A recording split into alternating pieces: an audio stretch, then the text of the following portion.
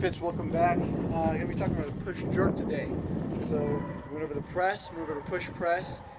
Third movement of that trifecta is the push jerk. Alright, so this movement is going to, just like the push press, apply more force in the actual shoulder press. The push jerk is going to now apply more force than the push press. Okay, so we're going to start this movement just like the push press. Just the press, we had just a strict shoulder press. Push press, we brought in the roll of the legs and the hips and transferring the energy from our heels all the way up to our core and then getting that barbell up. One thing I didn't talk about with the push press is the active role of the core. Okay, so during this whole time, like I was saying, we're not going to be using our hips in changing the positioning of it, bending over a torso or anything like that. However, this core is going to play a vital role in its midline stabilization is what we would call it. So what's going to happen is the barbell is going to be traveling over our head, and we need to, or our core needs to make sure that our body is straight the whole time this happens.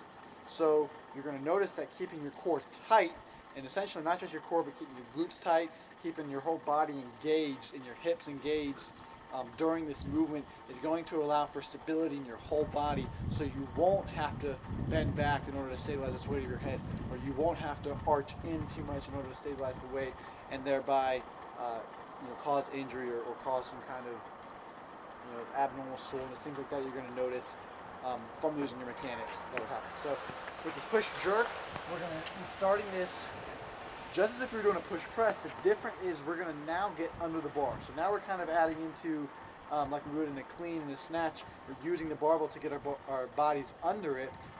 During a push press, we're not doing that. We're just coming up completely strict, embracing our bodies. However, in the push jerk, we're going to get back in that bent position, back into that kind of quarter squat position where we're quarter way down to the squat.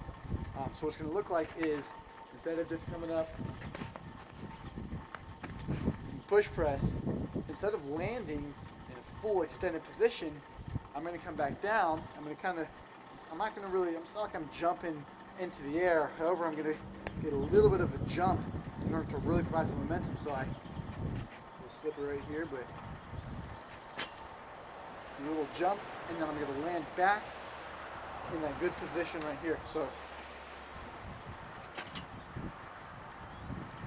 what you're noticing is that it starts just like a push press, and I gather momentum and just express that power through to the bar.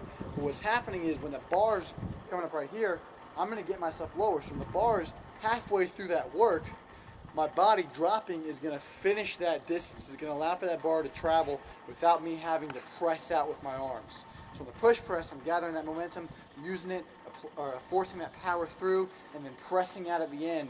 Push jerk, I'm jerking it. I'm not pressing it. So I press up and then jerk low. Okay? And so that way I'm getting under the bar, and that bar is going to finish that travel distance into the overhead position. So one more time, I'll show you.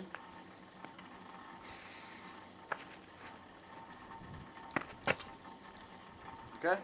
That's your push jerk. Alright, and you'll see that, and just practice that. Make sure you get those mechanics down just like every other movement. This has been Adam with Dunetos Fitness. I'll see you next time.